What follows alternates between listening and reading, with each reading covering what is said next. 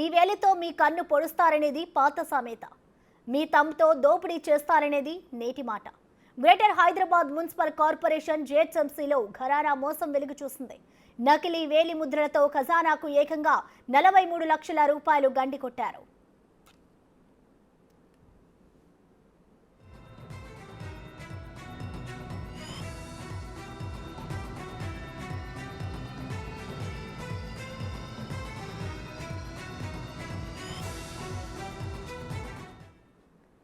Greater Hyderabad municipal corporation జిహెచ్ఎంసీలో అయితే గణన మోసం వెలుగు చూసింది. దీనికి సంబంధించి నకిలీ వేలి ముద్రలతో ఖజానాకు ఏకంగా 43 లక్షల రూపాయలనైతే గండు కొట్టారు. దీనికి సంబంధించిన కంప్లీట్ డీటెయిల్స్ మా ప్రతినిధి సురేష్ అందిస్తారు. సురేష్, చెప్పండి, దీనికి సంబంధించిన డీటెయిల్స్ ఏ విధంగా ఉన్నాయి?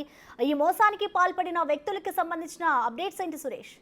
జిహెచ్ఎంసీ పరిధిలో పనిచేసే శానిటేషన్ సంబంధించిన విభాగంలో దాదాపు 20 మందికి సంబంధించి నకిలీ వేలి ముద్రల ద్వారా 2 సంవత్సరాల నుంచి కూడా డబ్బులు కాజేస్తున్నట్టు టాస్క్ ఫోర్స్ అధికారులు గుర్తించడం జరిగింది. 2 నిందితులను కూడా అరెస్ట్ చేయడం జరిగింది. శివయ్య, ఉమేష్ అని చెప్పేసి అతనితో పాటు శివరామ్ అనే ఇద్దరు కూడా అవుట్ సోర్సింగ్ గా అంబర్పేట్ సర్కిల్ లో పనిచేస్తున్నారు. ఇద్దరు వారికి సంబంధించి రోజు ఏదో బయోమెట్రిక్ సంబంధించిన వేలి ముద్రలు ఎవరైతే వర్క్ వస్తారో వారికి సంబంధించిన ముద్రలు వేసిన తర్వాత వాళ్ళకి ప్రజెంట్ అనే అటెండెన్స్ పడుతుంది.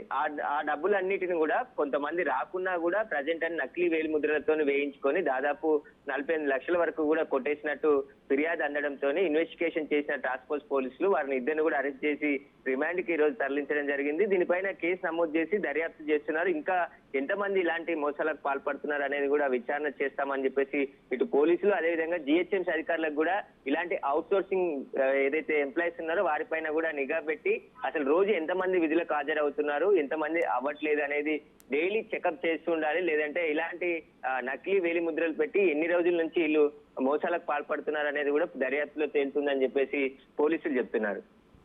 Right Suresh, thank you.